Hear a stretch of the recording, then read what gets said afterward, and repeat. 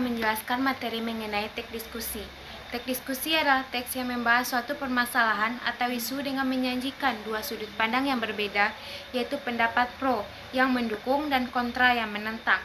Teks ini bertujuan memberikan pemahaman yang objektif dan seimbang kepada pembaca atau pendengar.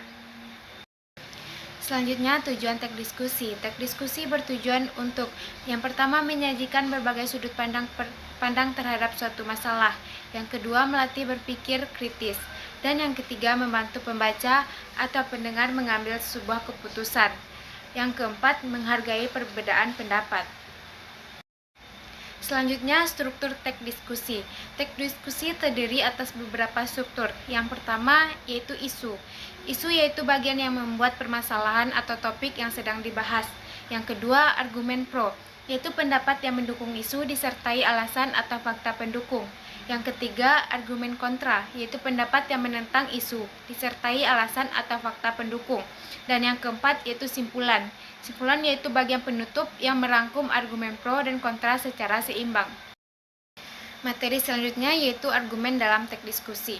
Argumen adalah pendapat yang disertai alasan, bukti, atau fakta untuk memperkuat pendapat tersebut.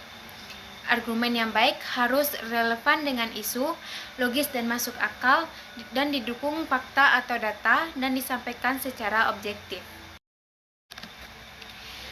Materi selanjutnya yaitu menelaah argumen. Menelaah argumen berarti mengkaji atau menilai kualitas argumen dalam teks diskusi.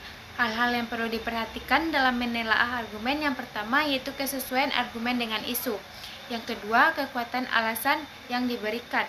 Yang ketiga, penggunaan fakta atau opini.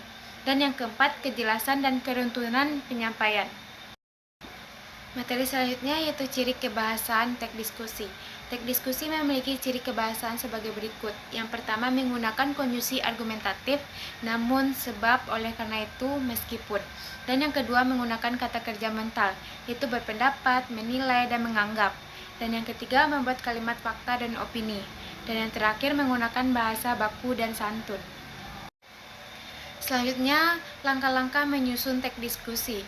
Yang pertama yaitu menentukan isu atau permasalahan aktual. Yang kedua, mengumpulkan pendapat pro dan kontra. Dan yang ketiga, menyusun kerangka teks. Dan yang keempat, mengembangkan kerangka menjadi teks diskusi. Dan yang kelima, menyusun simpulan secara objektif dan berimbang. Sekian penyampaian materi mengenai teks diskusi yang dibahas di kelas 9 SMP. Terima kasih.